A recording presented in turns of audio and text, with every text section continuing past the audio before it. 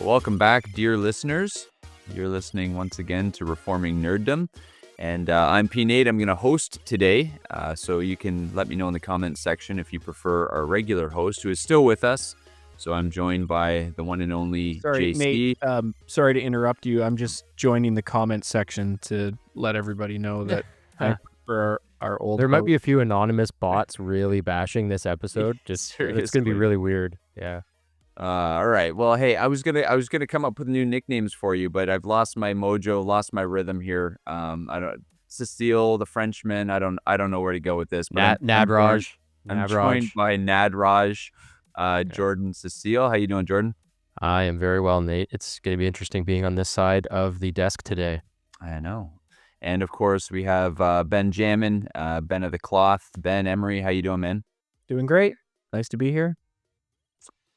Well, one of the reasons that we have switched up the host role today is because I have an episode that I've wanted to do for a little while. And so Jordan very graciously allowed me to pick the topic today. But before we get into that, I thought I'd do my best Jordan impression and pick out some stuff in the news. And there's actually an article here, a piece of news that I'd like each of your thoughts on, because Jordan, you're the Harry Potter nerd among us. I am. And I know you've seen this IGN article that HBO Harry Potter TV series announces cast for Harry Potter, Hermione Granger, and Ron Weasley. And one of the things that you will note as you're looking at the three children playing our beloved Harry, Ron, and Hermione is that not only has Snape been switched in terms of ethnicity, but so now has Hermione. Have you seen this? Yeah.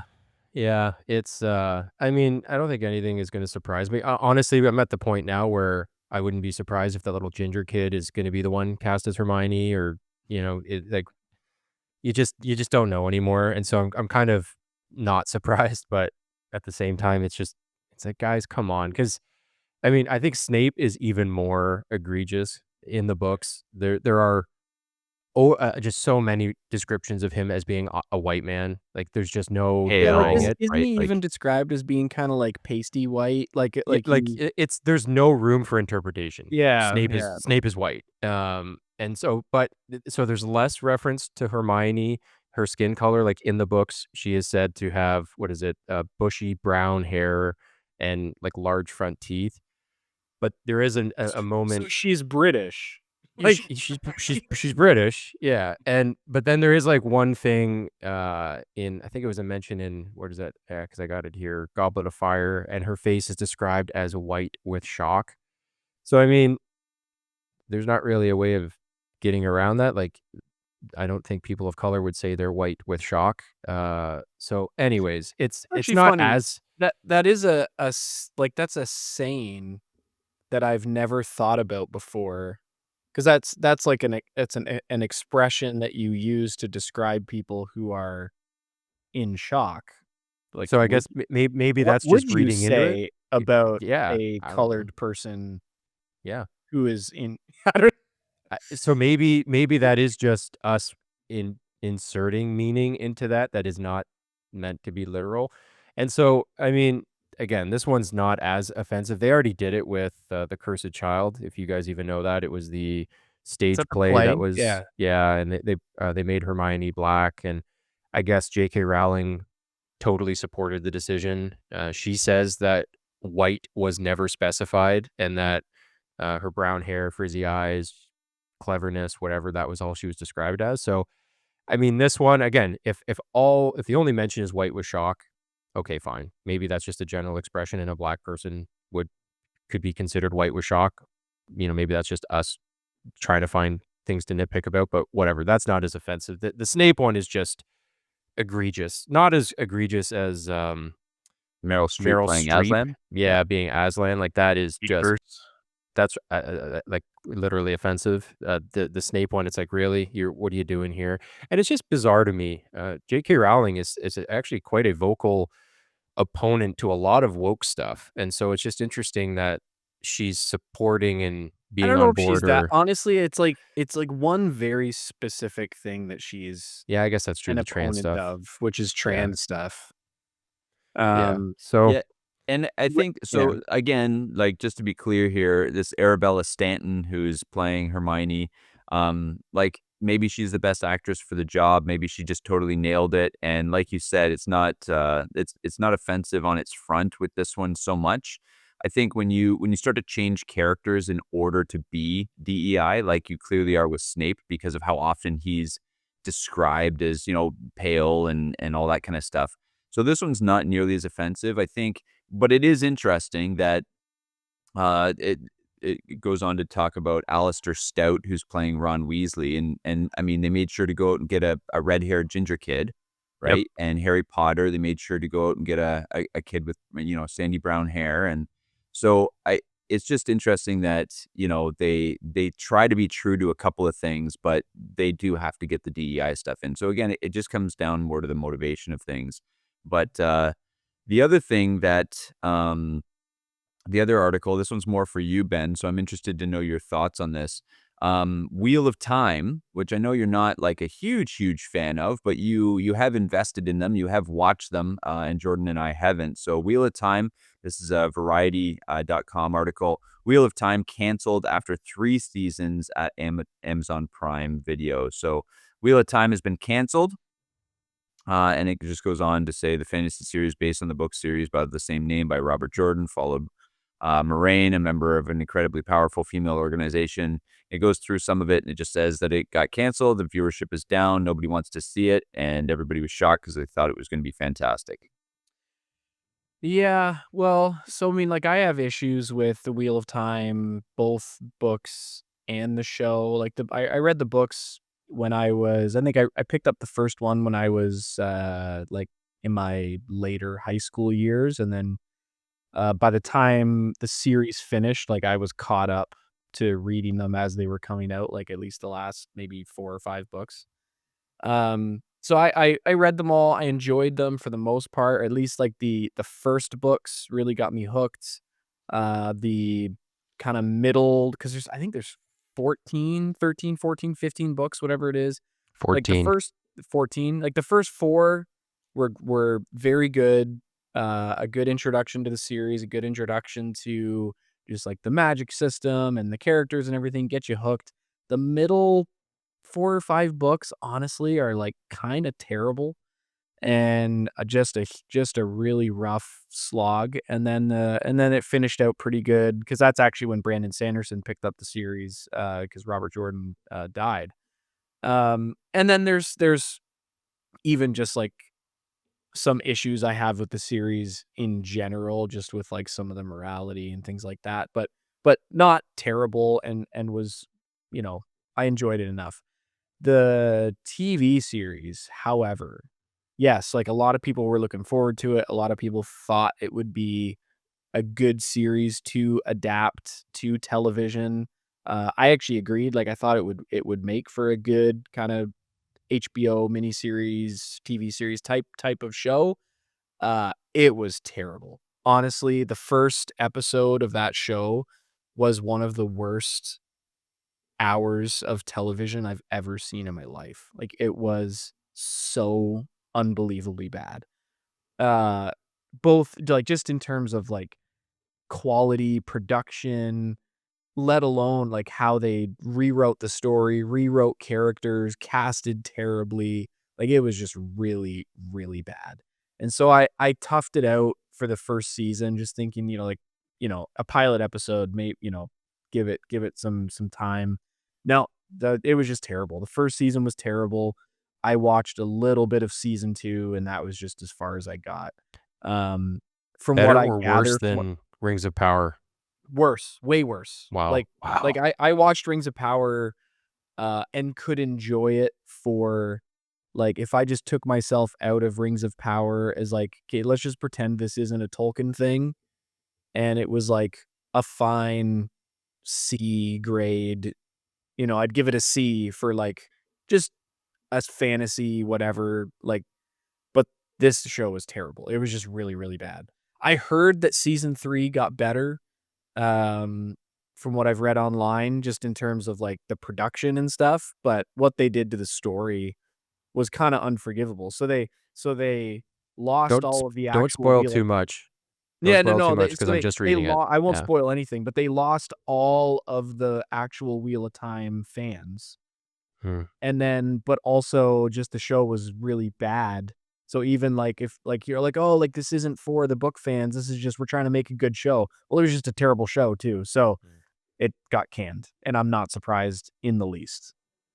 Well, and I think that one of the things that I hope producers and production companies are learning is that when you take something that's so beloved by its fans, right? There's always that temptation to, well, we don't want to just cater to the fans because, then we'll have a small audience. We want this for a broader audience, and so we're going to make it our own.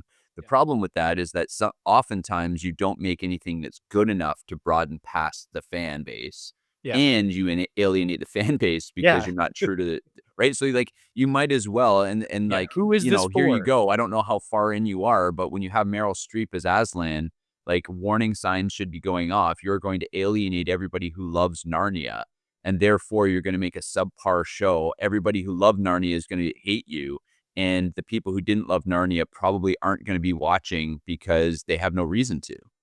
Yeah, So, because they already have there's enough knowledge of Narnia out there that people are aware of it, and they're like, "Well, that's just like that Christian thing, so I don't wanna watch it." So right. why like, it Why draws Yeah. cater to nobody. Like, them? nobody cares then. That's Yeah. right. Yeah. So that's unfortunate. Hey, reforming nerddom listeners. If you're the kind of nerd who fuels deep theological debates or marathon game nights with a great cup of coffee, you need to check out Cosmos Coffee Company.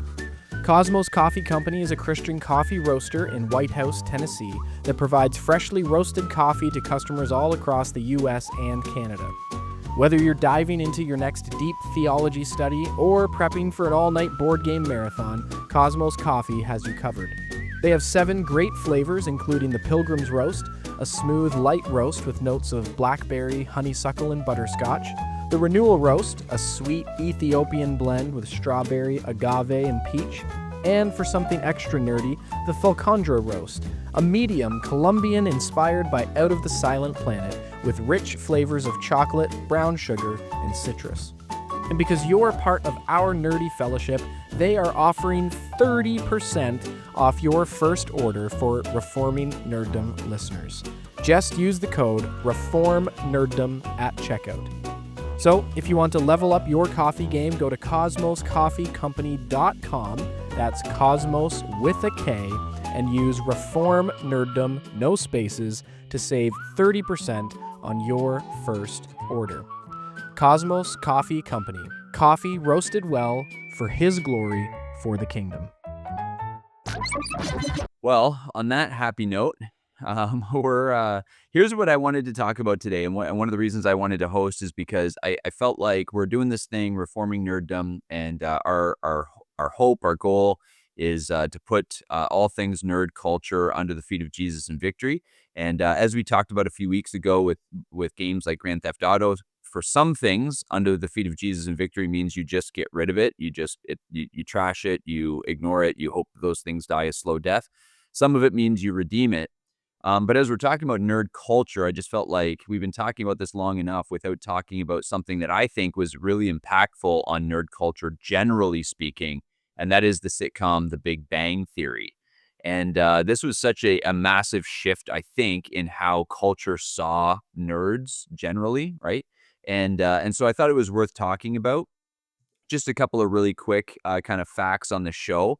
I don't know if this will surprise you guys. I don't know how much. I know Ben watched it a little bit more than Jordan. Jordan, I think you watched a little bit, but so it aired 12 seasons from 2007 to 2019. Hmm. There's 279 episodes. It's created by Chuck Lorre and Bill Prady, and it was on CBC. There was a spinoff. I don't know if did either of you guys watch Young Sheldon? No, I haven't seen 1 second of that show. I think I watched the pilot and thought like, this would be fine, but didn't really go any further. This was surprising too. The show itself won 10 Emmys and had 46 Emmy nominations. So I mean, it was it's a pretty massive It peaked with over 20 million viewers per episode, sort Wow. of at its height. It was the most watched show in the US from 2011 to 2015, Hmm. which is crazy. Mhm. The international syndicate, it aired in over 70 countries, over $1 billion in syndication revenue. The cast salaries reached over $1 million per episode by season 7, and it boosted sales worldwide of comic books, science textbooks, and nerd merch. So I say all that just to say, I mean, clearly it was a big show in terms of its impact on the culture. But I was interested. So listen to this. Um, at the peak of its popularity, comic book sales were up in North America 38% over the previous decade. And what's interesting is that if you actually look, maybe I'll link this in the show notes. If you actually look at sort of the chart here of comic book sales, is they actually were tanking. So Hmm. Marvel did its job at sort of reinvigorating people into superheroes generally, but that didn't actually the whole Marvel phenomenon in the MCU making its way to the big screen didn't impact comic book sales the way that you would think. And so there's a cool article that is written by a guy who actually linked comic book sales to Big Bang and showed that the Big Bang Theory it kind of gave a boost to comic book sales far more than even the MCU, just because it made reading comic books cool again. Hmm. So obviously a pretty impactful show. Just start off. How much or how little of this show did you guys watch? I Not a I ton. watched I Not watched a ton. every episode. Like I didn't watch it from day one. My Emma and I picked it up, I don't know, in like season 3 or 4, and then went back and watched from the beginning, and then we were watching it like back when you actually watched TV and watched stuff the night that it came out. Watched it, you know, till the end. I think by the end, it was like we were streaming it kind of thing, like, you know, weren't watching it night of or whatever because it kind of petered out the last few seasons, but we did watch every episode.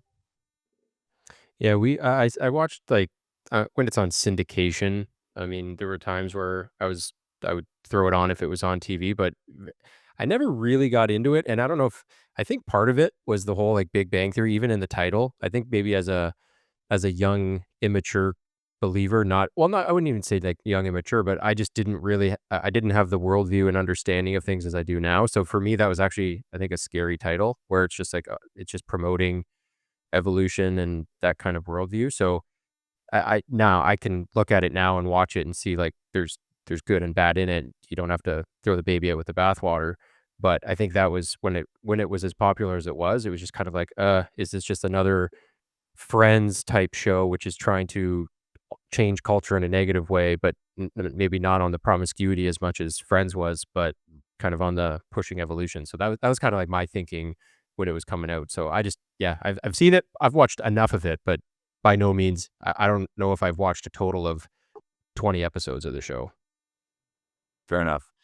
The the thing, so we watched like you, Ben, we've seen it all. I think we watched it quite late as well. I remember hearing The Big Bang Theory just didn't appeal to me generally. And then it was a friend of Colleen's that she worked with who lent us the first, this is how far back you're going, lent us the season 1 DVD set. Right? So we watched it and really loved the characters and thought it was great. So we kept watching it, and then eventually ended up seeing the whole series. It wasn't like an obsession or anything, but we just season by season found it. I think it was on Crave for a little while, so I think that's how we caught a lot of the episodes that we didn't end up seeing. And certainly, I would say that it tailed off at the end. Like the first couple seasons, I thought were fantastic.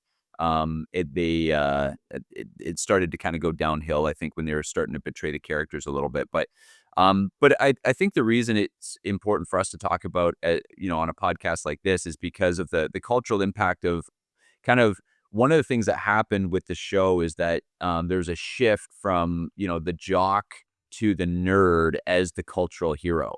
Like one of the things that I thought was really interesting in the show is that you'd have Penny, who's like the, really beautiful, popular girl, and she'd be dating these guys who were just dumb jocks, and they were depicted as idiots, right? They were the fools in the show early on, and so you did have this shift from sort of the jock to the geek as the cultural hero, and uh, and yet the other thing that I thought was really interesting is sort of the intelligence of the main four, right? Of Sheldon and Leonard and Raj and Koothrappali, Wolowitz, and it's the intelligence of them with the lack of wisdom, right? And I thought that was that it was interesting how appealing that was when you have these guys of really high intelligence with no wisdom, which I think is something that we can talk about as Christians as well. So, um, even though you weren't super into it, Jordan, like when you hear things like bazinga, right? Like, yeah, I'm not crazy. My mom had me tested. Like these are things that they'd still rattle off in your brain, and you know what people are talking about. Maybe. If you were to like those ones right there, like yes. But I'd be curious how much of it is stuff that I would be aware of. But yeah, like I'm sure the big catchphrases are things from the show. And I Yeah. know enough of the characters. I know the dynamics of the characters. I've watched enough to understand who Sheldon is and his idiosyncrasies and all that. So familiar enough. Yeah, of all the shows that similarly, like you just rattled off all those statistics of the show and how much money it made and how many people watched it. But like you compare that to Friends or The Office or Seinfeld, like I would say of all the big time shows, which The Big Bang clearly was based on the stats, it's probably the one that like made it into the cultural zeitgeist the least like, of, like, just the general population, and, like, I wouldn't say there's hardly anything from The Big Bang that is just, like, everybody knows. Yeah, Like, that's a good my point. mom knows references from The Office, and she's never seen an episode kinda thing.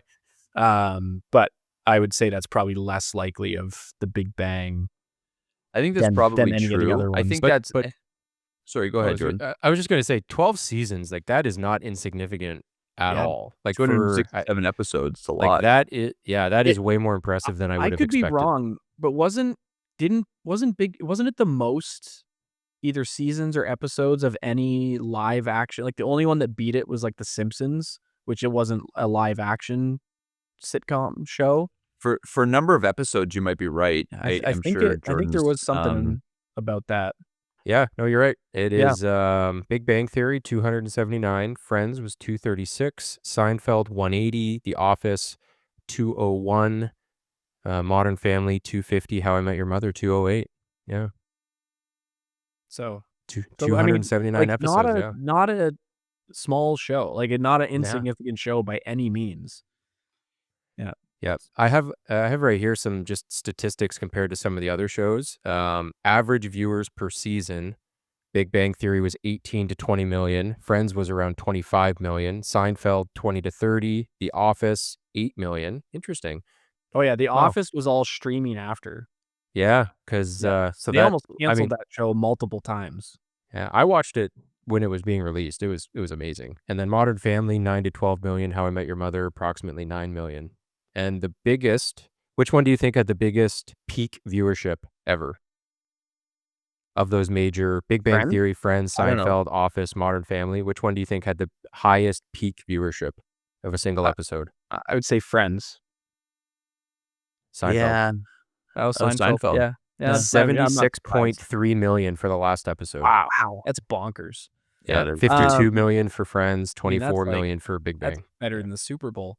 Um, yeah, so, like, I would say it's like, so I say that saying that Big Bang, like, made it into the cultural zeitgeist the least, and I say that in terms of, like, quotable, memeable type stuff that everybody knows the references kinda thing, but in terms of cultural influence, it might be right up at the top, Mhm.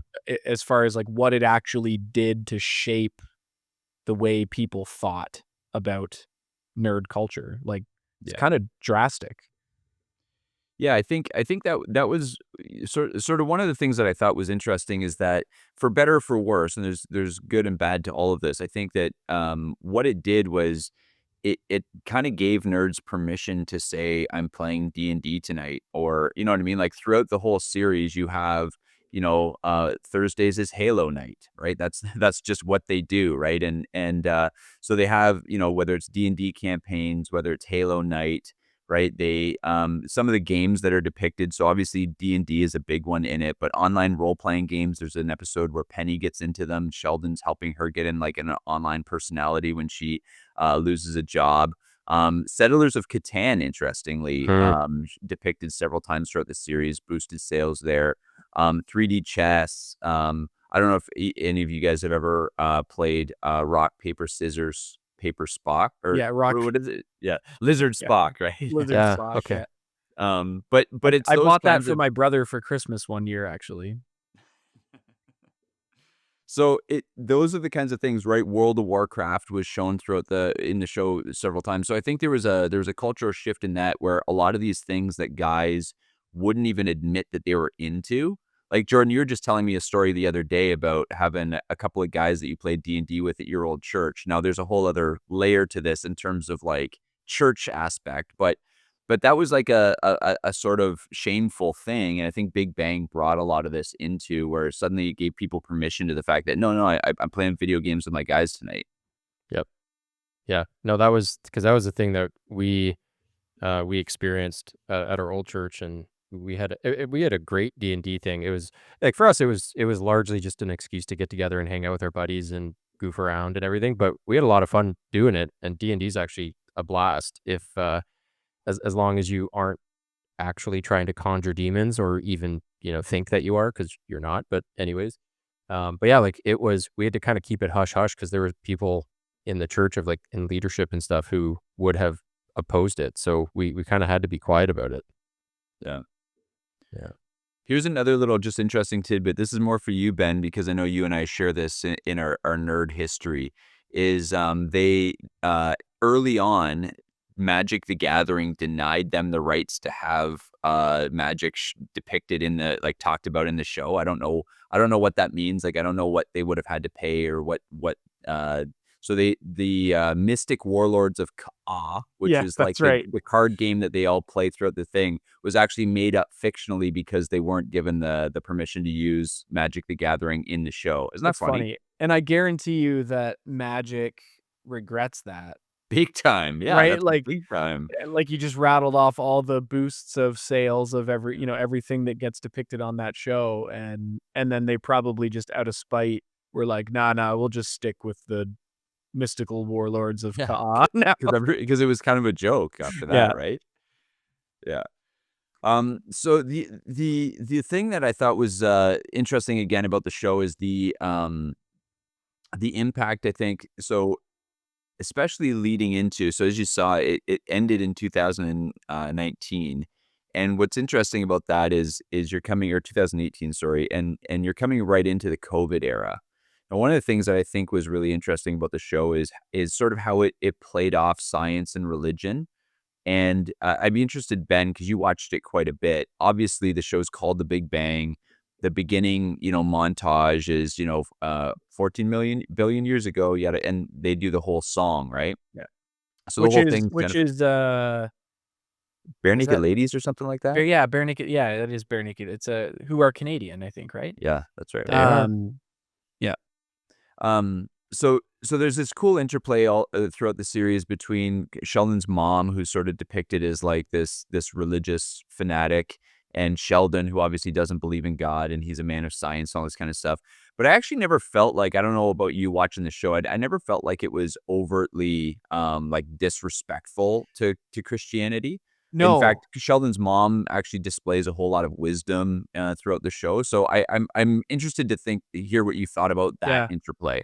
Yeah. So that was one of the reasons I never was interested and never watched the Young Sheldon show.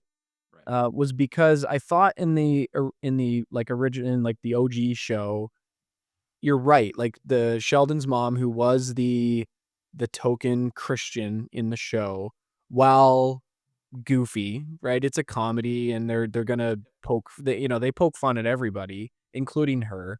She is well respected. She does show wisdom multiple times. She does like come alongside many of the characters and provides wisdom and insight. And like it is never actually really put down, right? Like it's like we disagree, but it's never really put down, which I feel just what I've saw of, like, ads and stuff for the Young Sheldon show, that it did turn into the brunt of the joke rather than just, like, she is the Christian character in the show. So that kinda just turned me off from ever even trying to get into that one. But I agree, like, I don't think it really, I think they intentionally tried to be very, which, like, I don't agree with, but they tried to be very, um pluralistic, or, open to like like we're scientists, we'll wherever the facts take us kind of thing. So it, it wasn't, uh, it wasn't actually bad in that sense. Yeah. It's interesting how, I think there are several times when, they depict Sheldon's mom, and Sheldon has gotten himself into some sort of trouble, with somebody, with a rival scientist, or, gotten himself because his research hits a dead end or whatever. And it does kinda depict his mom as the character who helps stabilize him and bring him back and all that kinda stuff, and it does depict her, though goofy at times, as sort of the grounded one who has Yeah. something that sort of grounds her that the others don't, and a level of wisdom, I It's think like, that great, the you guys are geniuses, but you know nothing. that's right, yeah. Right? And I think that theme, I think, is one of the reasons I enjoyed this show so much, is you have these guys who do things like we do. Like, one of the first episodes, Jordan, it just reminded me of some of the conversations that some of our wives might think are just stupid, but where Sheldon and Leonard and the guys are arguing over whether or not it was possible for Superman to catch Lois when she fell out of the helicopter.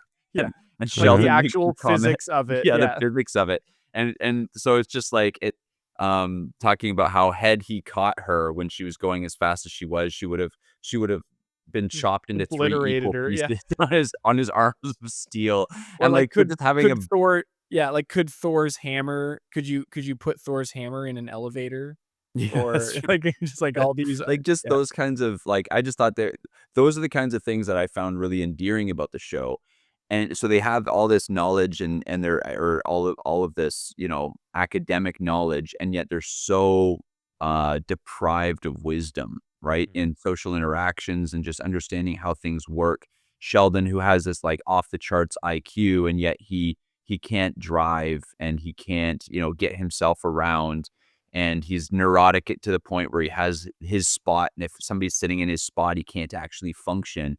And it just kind of, I think, just in how they did the characters, just kind of screamed, the truth of scripture. That is, without God, there is no foundation for wisdom, and you can't actually operate despite all the intelligence. So I thought that was a really interesting theme that, I mean, I appreciated watching it, whether it was intentional or not.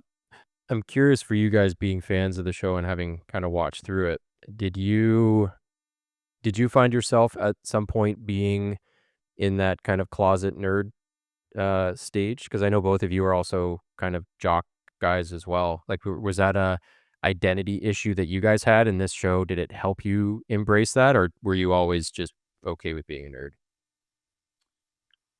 That's a good question. I mean, I would like to say that, my being okay with all the nerdy stuff is all theologically driven, and but yeah, no, I would say it definitely helped. Like, things like, Magic the Gathering. There's not a whole lot of people who know that I was really into Magic the Gathering, but you watch a show like this, and they talk about things, and even D&D. I haven't, been involved in it as long as you were, Jordan, but that was something that I kind of went back to a few. So my sister married a guy who was really into D&D, and got my sister into it when they got married. And it was one of those things where you're seeing it and you're hearing them do it. And I remember going to Jesse and being like, "Hey, like, show me, teach me, bring me through a campaign. And that was the first time I'd ever done it. So I definitely think there are parts of nerd culture that you feel more comfortable talking to other Mhm. people about because it was so popularized. And we're all watching this episode that, they just talked about it and they just had this campaign.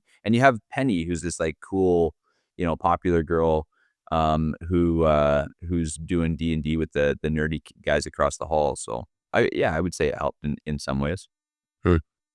Ben? Yeah, I don't know if it helped at all. Like I do know kind of growing up and like I always just had basically two sets of friends. Like right, like I The had ones I really liked and yeah, well, I had certain friends that just really wanted to play hockey and basketball, and then I had friends who wanted to play Warhammer and video games, and most of the time, uh, like, it was one or the other. Like, I didn't have many friends would who were interested in on, both sides of that spectrum, and so, like, whatever, that was just fine, and I would just do different things with different people, and I never felt the need to, like, hide any of that or anything, but I just knew I wasn't gonna, like, push Warhammer onto my basketball team or, like, anything like that, so, um, yeah. you didn't bring your Star Wars cards to the game? Yeah, well, I might have done that. I might have done that.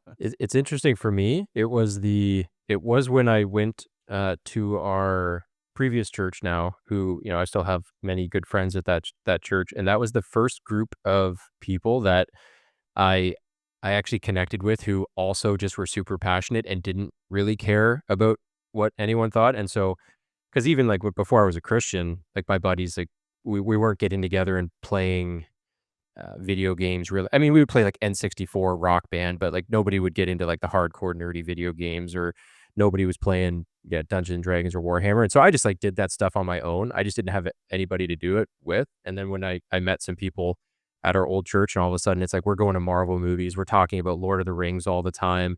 We're online playing Destiny and uh, Division and all these other online shooter games. And so it was actually interesting that it was when I met other Christian nerds 15 years ago, almost at this point now, that's when I finally like found like I found the community of nerddom and how much fun it is. Because like when you're just isolated doing it on your own, it's still like fun.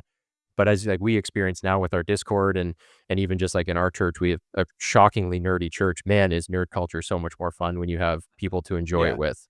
And that's just it's literally true of everything, right? Like, Yeah. every single thing that you will enjoy in life will be that much more enjoyable if you have a community to do it with.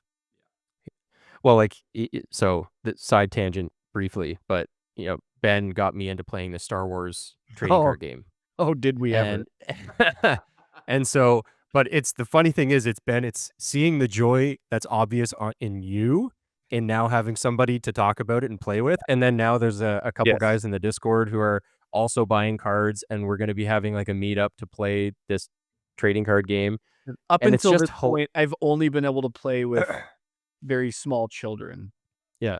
And which is so, yeah, great. I like, love doing it yeah. with my kids, but Yeah, it's you're fun to redeeming it well, yeah. but so it's just funny though how seeing like Ben and another friend of mine came over on last weekend, and we were playing. It was the first time you played with a grown up, and you could just tell that it was just your happy place, and it was great. It was awesome, and we were like, it was a blast. Like all three of us were just having a great time playing Well, when Star you're a Wars, kid, and you can't play it with whiskey and cigars, so, that is that's an correct. added Yeah. that's an added bonus.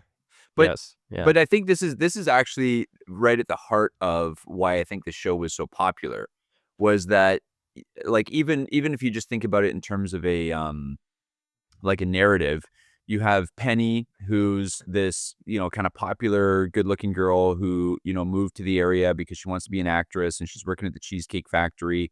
But she's the pretty popular girl, and she has a stream of boyfriends coming and going, and yet she's so lonely and she's isolated and she's on her own. And she meets these nerds from across this hall that she has absolutely nothing in common with, but they have a tribe, right? The four of them have community.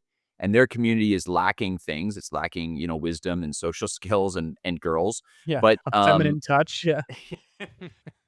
but you have this sort of isolated popular girl who has all of the pressure on her to be, and it goes through this. Like, these are some of the deeper themes that this silly sitcom actually wrestles with, is sort of like the pressure on her to be pretty, and the pressure on her to, be a female in the culture right now and all that kind of stuff.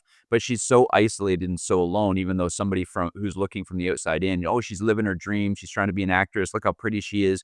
She can have any guy she wants, whatever. And yet she's so isolated, so lonely, and she finds a tribe. And what centers that, like, what that tribe is centered around is the nerdy stuff that they all love, is the fact that they're all just nerds. But it's that core that brings Penny in, and then eventually it brings in Bernadette and brings in, Amy and all that kind of stuff. It's this tribe that it's all about community, and it's a longing for community. And it just showed that sort of community can be built, whether it's based on nerd culture or not. And I think that's actually the big part of the show. I think it just shows everybody's longing to belong somewhere. And I think that's why I wanted to talk about it, because I think that's what we're trying to do with reforming nerddom, is like, let's take that sort of community, and that's centered around things that we really love and we want to see redeemed. Because Yeah. the fact that you guys spent your Friday night last week playing a Star Wars card game in Jordan's garage is like fantastic. So no word of a lie, literally just popped up as you were talking. Someone in our Discord was asking about how to store the Star Wars cards they just bought. So yeah, Well, you need to get some deck we did boxes, it. obviously. Yeah. Oh, Uh, I think yeah. you're right. Oh, I yeah. think that definitely is the most endearing part of that show, is just like the community feel of like four guys who have this one specific kind of trait in common, and we're able to form that community. One other thing I really appreciated about the show, you talked about how, whether intentionally or not, they uh, spoke to certain just kind of like biblical truths, or just creational truths. And one way they did that was with the Penny and oh oh my goodness, I'm forgetting all the characters' names. Wallowitz, Koothrappali, No, no, Sheldon, Leonard. Leonard. There Bernadette? we go. Yeah. Oh, I thought you were talking about girl. With the Penny Leonard relationship, it's like that they right, Leonard had to be the one that got the girl, because he's the only one that sort of bridged that gap of nerd, but also not a complete neurotic, uh, like, incapable of putting a sentence together, like, could actually do physical manual labor a little bit, um, which is why, like, right, like, Penny's not attracted to Sheldon, right?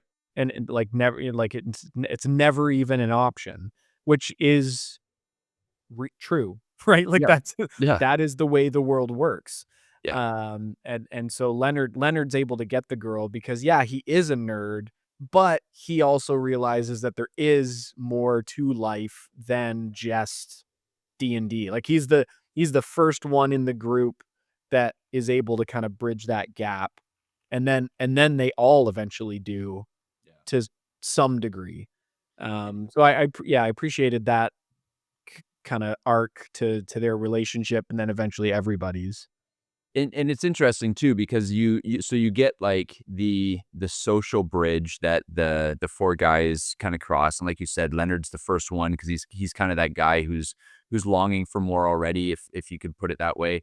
But you also have the bridge that Penny goes Yeah. from like the dumb blonde, working at the Cheesecake Factory probably forever because she's actually a bad actress, to her story arc is like a very accomplished businesswoman, right? Like, she goes the other direction when things other than glitz and glamour and the prospect of maybe being a famous actress one day and being a pretty girl, when that's not enough for her, and she actually wants the level of competency in a field that she sees the guys have. So there's the arc moves in both directions, and I think that it shows, I think, Again, because these shows that are really popular in my mind, it's because they touch on something true, whether it's intentionally or unintentionally.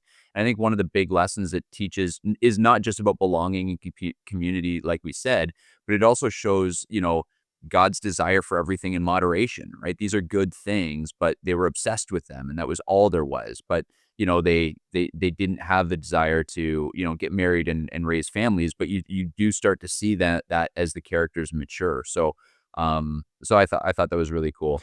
That was a question I was gonna ask, like, do you just thinking about as we're wanting to talk about the good and the bad of these kind of things, did the show so you felt like by the end of the show, the whole idea of kind of perhaps promoting prolonged adolescence, was that something that was not necessarily championed by the end of the show? Because I mean, there's a point where you can't have Halo night every Thursday night with your buddies. So you would say that was kind of addressed in by the end of the show? Whether it's, like, explicitly addressed, it Yeah. it does come up because there are times where they're like, "Oh, Leonard, alright, it's Halo night." Leonard's like, "Sorry, I've got a date with Penny." Mm. Like, and so just, like, naturally through the story, Yeah. yeah, it's just like, oh, like, there are going to be like, we have to eventually mature to a point where certain things trump Halo night. Yeah. I think, and again, inadvertently, so it's not perfectly, right? This isn't written by Christians with a reformed perspective by any stretch, but like Howard and Bernadette start having kids, right? And there's an arc right there because Howard Wolowitz is probably the most immature, right? The Yeah, just a most despicable human being. Yeah, just a terrible guy, perverted, all that. And yet he does meet a girl who, he finds a place to direct um his attention. And it's done imperfectly, but I think overall the themes are moving in a true direction, if you will. And they do end up having kids, and they go through the whole, like, I have to give up, Halo nights, and I have to give up a lot of the things that I loved because now I'm a responsible, father and husband and all that kind of stuff. And it's still a sitcom at the end of the day, and they're still going to get their jokes in. I think the show overall got weaker as it went on because it answered a lot of those questions in a way that were half measures, you know what I mean? Yeah. Because they still wanted, so the kid, like, that was part of the joke, is you never actually see the kid. The kid is always off screen somewhere crying in the bedroom, or just like there are times it's like, where's your child right now? And nobody ever says. But like, they did try to answer those questions, and they were moving in the direction of teaching maturity and that sort of thing. And I think that is, like, one of the takeaways would be that delayed adolescence isn't a good thing, because all of these guys were learning over the course of the seasons what they should have learned 10 years ago from their fathers, really. Yeah. And it's interesting that you have Sheldon's dad was absent for him growing up. Leonard's dad absent for him growing up. Howard, raised by a single mom. Raj has a father, but he's back in India. So it's just interesting that there are some things that you can see in terms of what they were missing, and the show actually tells you why, but it might not answer the questions in a totally Christian way. Yeah. Um, One of the things I don't know if I'd be putting you too much on the spot to say what your favorite episode is, Ben, but Oh, I thought this would be funny for some of our listeners who maybe haven't seen The Big Bang. Maybe this will help you, and it just kind of shows some of the lovable of absurdity of some of the plots. So in season 2, episode 22, the episode's called "The Classified Materials Turbulence," and it's basically about Howard's space toilet fiasco.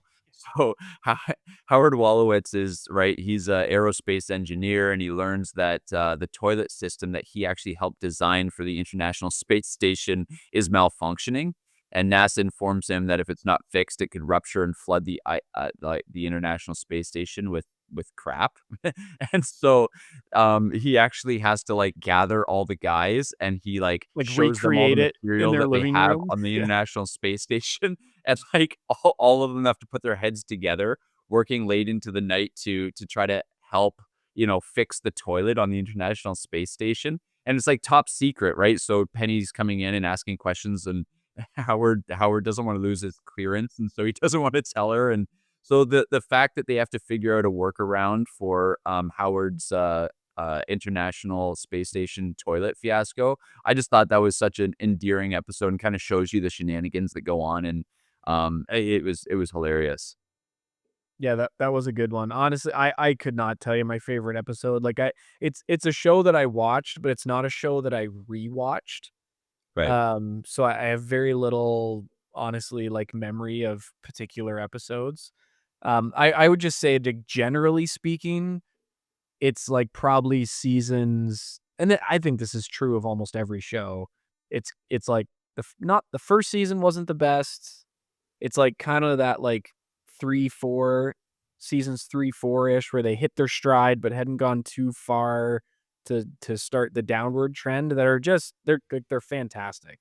Mm. Um, and it's like honestly, I would say the start of the downward trend of that show is when um what's her name? Sheldon's eventual wife, Amy Amy. Farrah It's when Fowler. Amy comes in that I think it kinda goes down, 'cause Yeah. um 'cause just, like, the best part of that show was Sheldon's, um, relationship with girls and with the guys and with Penny and him figuring out how to live like a normal human being. And then once Amy comes along, he just kinda does. Like, he just kinda becomes a normal guy like all the other Yeah. guys, which, Yeah, I they're don't know, they're just not wasn't as consistent in fun, wasn't applying as his. interesting. Yeah, yeah. So, like, and not that I mean, you think you kinda have to do that with his character, like, he's gotta mature, and so I get it. It just was less fun to watch, and so just those early, like, seasons 2, 3, 4 were great. Sheldon was great. Like, the friendship between him and Leonard is really great. Well done. So, yeah. Like, the Bazinga episode where he's popping up out of the ball pit, like, that I remember laughing out loud at that, like, that was good. I do have an episode that comes to mind, and it is, the one where Sheldon is trying to decide whether he wants to buy a PlayStation or an Xbox. And he goes to Best Buy, isn't it, like, where he goes to Eh Best Buy? Yeah. Wherever he is, and his just, like, existential crisis that he has over which one to get, and And the that is poor the the one. poor guy who works there. Yeah. Yeah, so that was the Oh, one that stood out to me because I do remember watching that and finding that very funny because I can relate to that level of indecision on certain things, and so I thought that was a very good one. Yeah. That's good. The only other thing that I kinda wanted to talk about in terms of negative side of things that I thought was interesting is I mentioned how it it the show kinda ended as we were coming into the COVID era. And it is interesting that I think, you had these super intelligent guys who were highlighting the importance of science and everything right at a time when the scientists sort of became the high priests of our culture. And that whole like cult of the expert kind of mhm. thing was going on during COVID. And I don't know that there was necessarily a correlation between the two, but I did think it was interesting that coming into the COVID era where everybody is like, trust the science and everything, is sort of at the height of the popularity of this show that actually, again, I saw all kinds of, I didn't think it'd be interesting for our audience to just hear a bunch of statistics, but enrollment in like the science, technology, engineering, and mathematics went sky high during, the peak of this.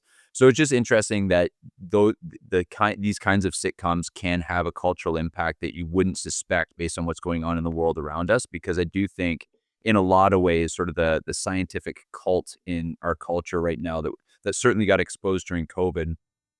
These sorts of brainiacs without wisdom really are the high priests. Well, So yeah, that's what I was just gonna say is, like, ironically, you watch that show and you're like, "Do you want Howard Wolowitz that's making decisions for you?" It's like, well, if he's an expert in anything. Yeah. that was kind of my exactly, right? Even Sheldon, who, he's so intelligent, and yet how many times did he miss something because his intelligence was so particular to one area Yeah. of Yeah, physics. his IQ is off the charts, his EQ is, like, non-existent. Yeah. That's right, yeah. Yeah, Who would your guys' favorite character in the show be? Mine was I love Sheldon. Yeah, I I think actually anyone who doesn't say Sheldon, I don't think Yeah. you actually watched the show. yeah. That's the okay. Yep. And I think Yeah. Sheldon was like particularly my favorite part of the whole show was the play between Sheldon and Penny. Yeah. Right? Like that when those two were interacting, you'd have Penny would try to come to Sheldon for like advice.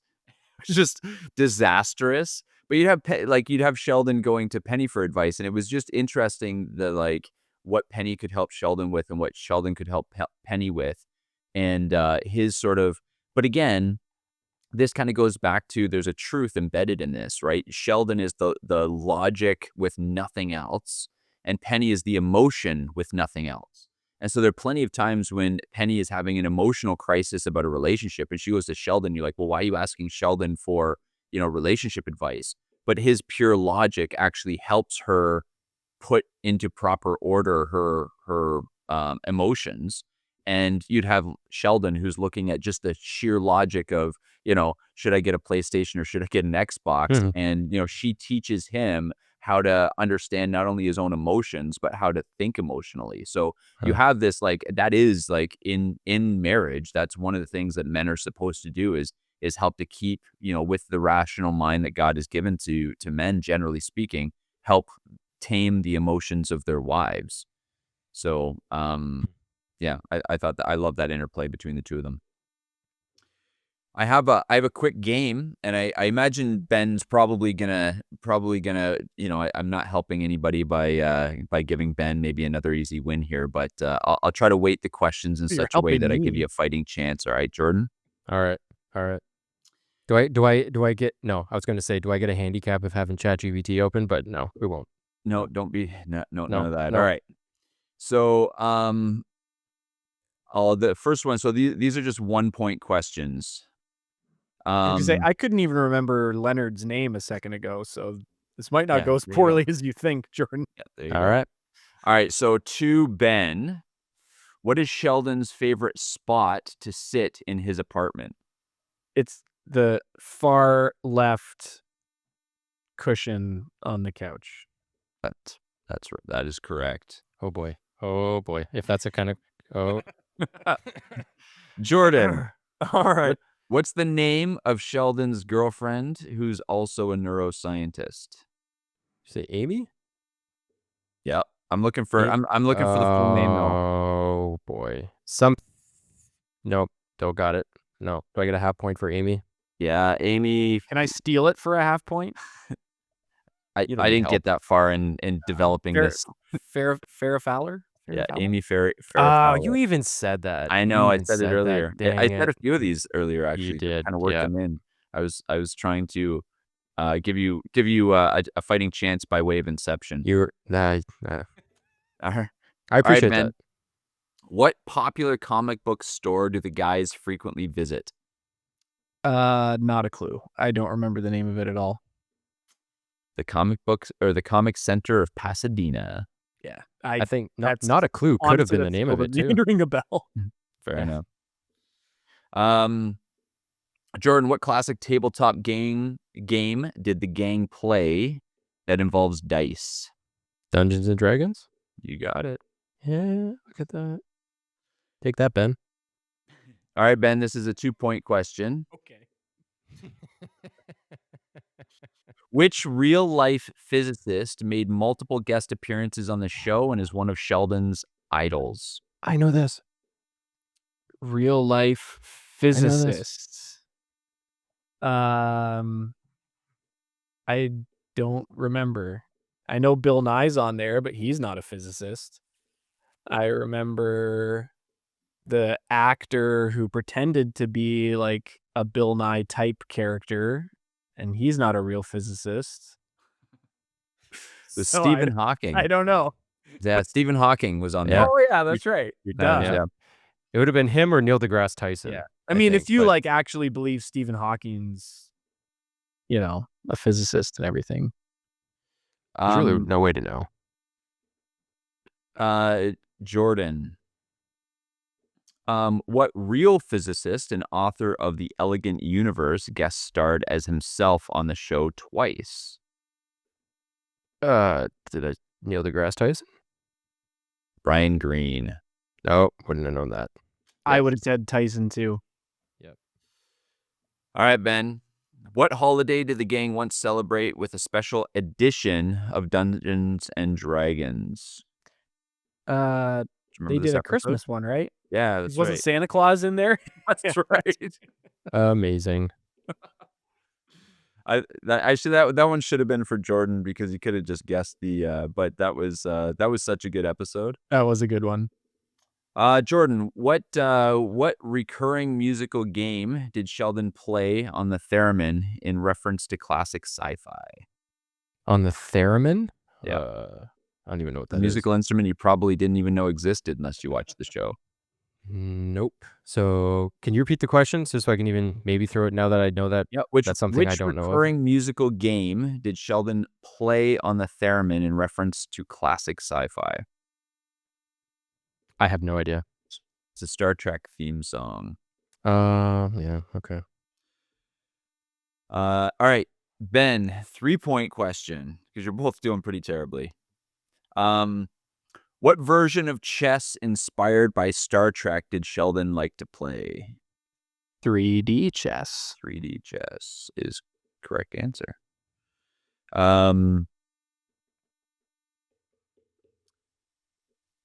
All right, Jordan, this one, depending on how much you've listened to me, this could be an easy one. Yeah, What see, fictional this card is almost just as much of a, like, were you listening to Nate recap of the episode? this last Yeah. hour as it was, is- have you watched Big Bang? That's true. That's true. Jordan, what fictional card game was introduced in the series mimicking the real life Magic the Gathering? Dang it.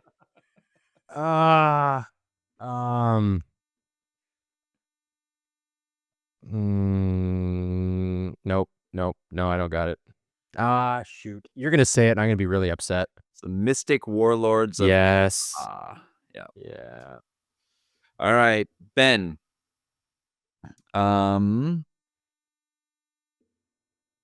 Let's go with what video game was Sheldon deeply obsessed with after it was pulled from the App Store? I have no clue. Pulled I from wouldn't the have known App that. Store. Yeah. Age of Conan. Hmm. He makes a big deal of it. I don't remember that at all. Fair enough. Jordan. Oh, but that was the episode. That was the Penny one. That was the where one she- that Penny got super into. Yeah. that's right. I remember ChatGPT could that. have asked that question in a better way. Yeah. Would I you have remember known it was Age of Conan if I talked about Penny's that. obsession? Yeah, because that's where she becomes just like this disgusting. She didn't Penelope sleep for like 3 Penelope the days. something, right? Yeah. Jordan, here, you should be able to get this one, Jordan. What song does Sheldon insist on being sung when he's sick? This is supposed to be This is a recurring yeah. gag on the show. Okay. I did not watch enough to, I guess, get that. No idea. Fair enough. Soft Kitty. Yep. Ring a Never bell? got- No, nothing. Nope. All right, nope. Kitty, warm Yeah, that's right. All right, Ben. What fictional university do Leonard, Sheldon, Howard, and Raj work at? I don't know. Wait, what is it? I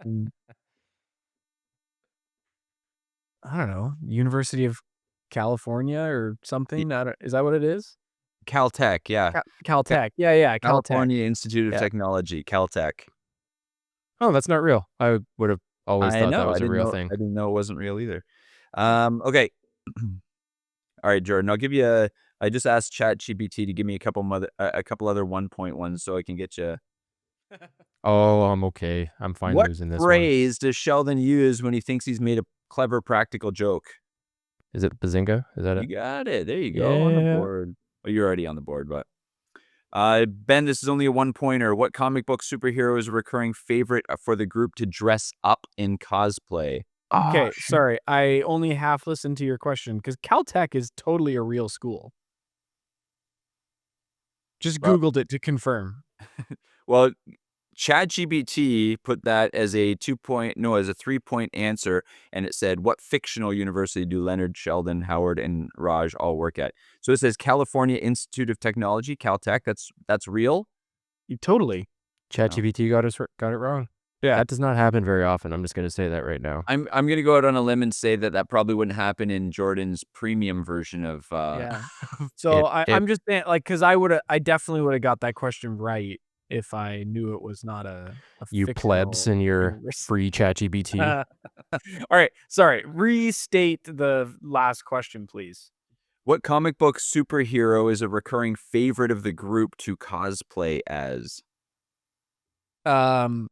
Well, who did they recur? Flash. They did Flash a bunch of times. Flash, that's right. Yeah. Famously, they all show up at Yes, to that's one right. All Halloween party, all dressed as the Flash. And then they like line up so that it's like you're watching him run in. Yeah. Like, That's good. Jordan, 2-point question. Which toy did Sheldon famously say was for children and adults with very little else to do? His favorite toy. Okay. Just because this is the first thing that comes to mind, a Rubik's Cube.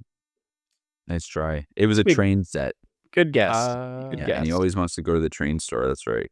And just on the update on my Rubik's Cube endeavors, I can get everything until the last row now. Just saying. Then there's like a whole other set of algorithms for that final row, and I just have not had time. So I'm almost there. So do you want me to really make you feel bad about yourself? I mean, this game is doing a great job already, so why not? Let's pile it on. So Harper can now do No way. Yeah. So Quinn can't quite get it. She can solve a lot, and if Tessa's there kind of coaching her, Quinn can do it. Judah thinks he's close, but he's not. But Harper can actually do them. Like the That's whole Tessa row. taught all 3 of my kids, but Harper's the one who can do it. Now it takes her a long time. Like she'll sit there for like 20 or 30 minutes, but she'll solve a Rubik's Cube. Because I can get the first 2 rows, I would say probably within like a couple minutes. I know all the things to do that. It's just the last one introduces a whole other set of twists and turns and things that I just haven't been able to sit down and remember. But yeah, so wow, that's Crazy. does make me feel not awesome. All right, Ben, 2-point question. What musical instrument does Leonard know how to play? The harp. Doesn't he play a harp? So close. The cello. Oh, the cello. Oh, that's right. Yeah, the cello. You're right. Yeah. Okay, just one more each. Jordan, what's Raj's main social obstacle in the early seasons? Is he afraid of women? Yep. Sorta. And he can't talk to them unless Don't know. Just needs a sip of alcohol. he can't talk unless he's drunk. Well, no, Okay. not unless he's drunk. Like literally, if he takes literally a sip of alcohol, yeah. and then problematically, he often does get drunk, and hilarity ensues. Ben, what ongoing podcast does Sheldon have that he lets Amy help him with in later seasons? Fun with Flags. Fun with Flags. You can actually find some of those on YouTube. You can people have done mock Like full episodes and episodes. stuff. Yeah, Fun with Flags. Fun with Flags. So That's I'm great. sorry to have to inform you, but this is a crushing defeat. Ben with 9 points and Jordan with 2.5. Yeah, but this is just more evidence, though, that like exactly what I said, that the show just didn't quite get into the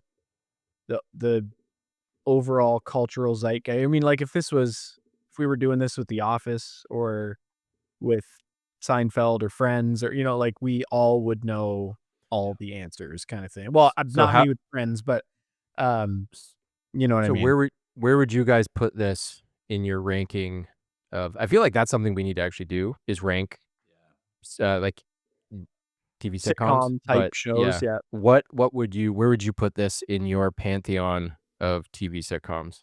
I mean, it's for me, I would say it's like it's definitely top 10, but it's out of the top 5. Like it's somewhere in there. What would be your It top depe it 5? Can depends you what you mean by ranking, like, which if which do you it's just enjoy the my most? Just preference, yeah, like it's up your there because I what just would don't there's not many I watch, like, I'd put it above Friends because I hate Friends, Yeah, I agree. um, I'd put it above Friends. but, like, is it, like, a more important cultural show than Friends? No, clearly not, um, but, like, for me, The Office, Seinfeld, are kind of the top 2 for me.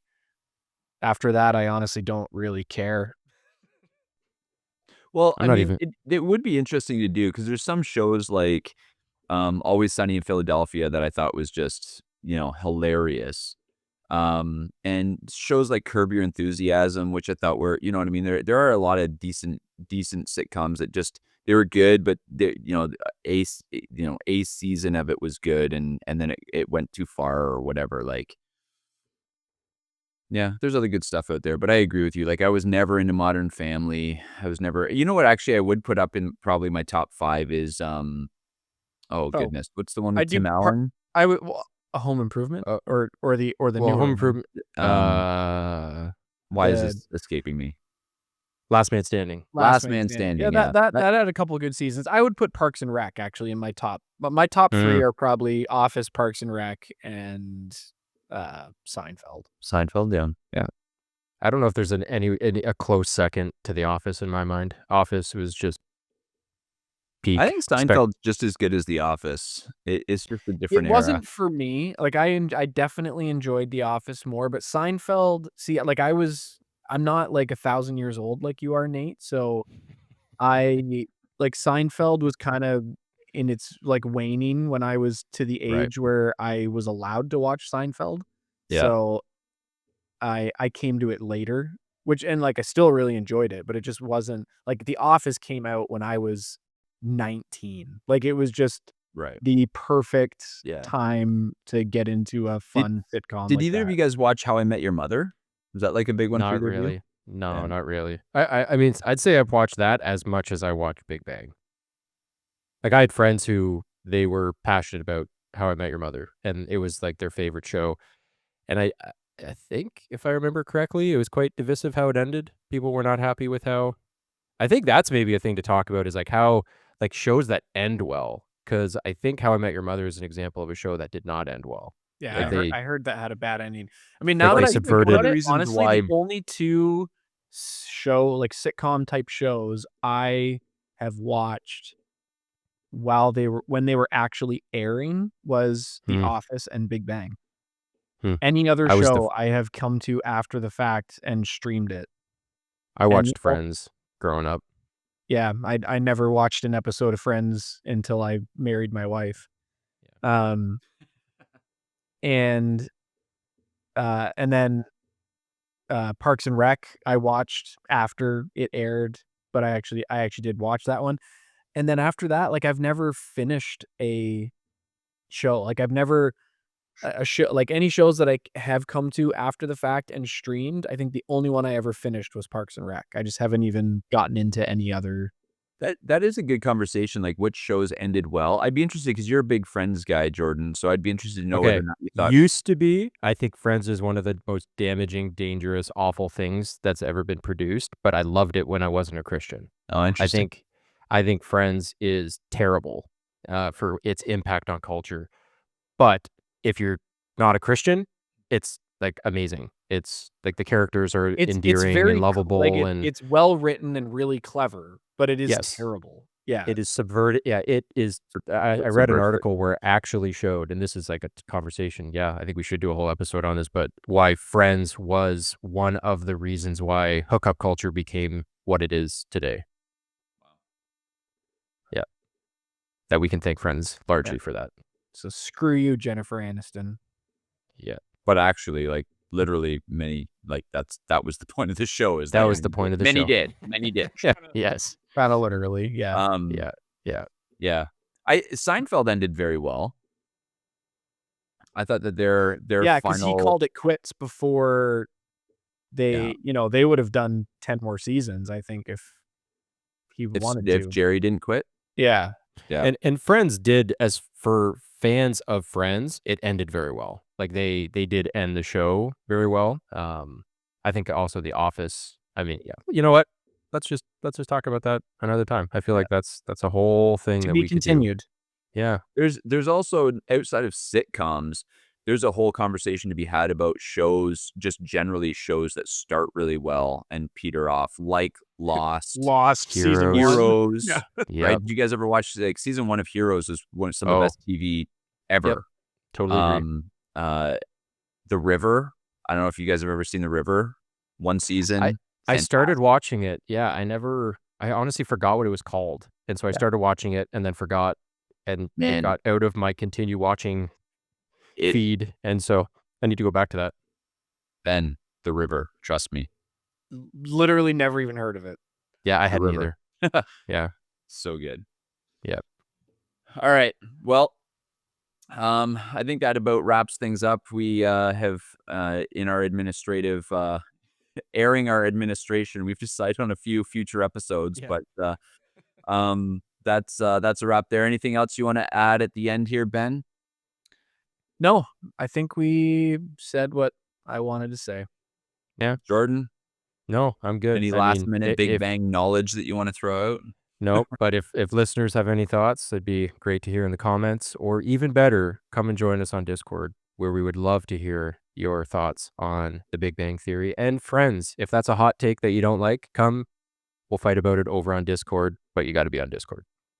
Yeah, and that's the last thing I would say is that we actually have a great community on Discord, and I would just encourage you guys. I know you listen to these episodes faithfully. Let's talk about it in Discord, but also help us out a little bit. Throw some comments on these videos on YouTube. Rate us and give us a rating and a comment on whatever podcast app you listen to this on. All those things help us grow our audience. Go over to YouTube, check out some of the shorts that Ben and Jordan put together and share those out and like them. That really helps us as well.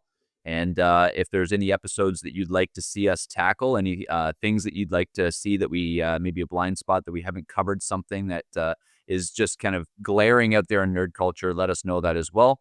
And We might until even next have you time, on the show if you're the Yeah. resident expert and we know nothing If- about it. if we think you're interesting. Yeah. Mm-hmm. Yeah, And we come gotta play think Star we Wars gotta like cards. you. But Yeah. yeah.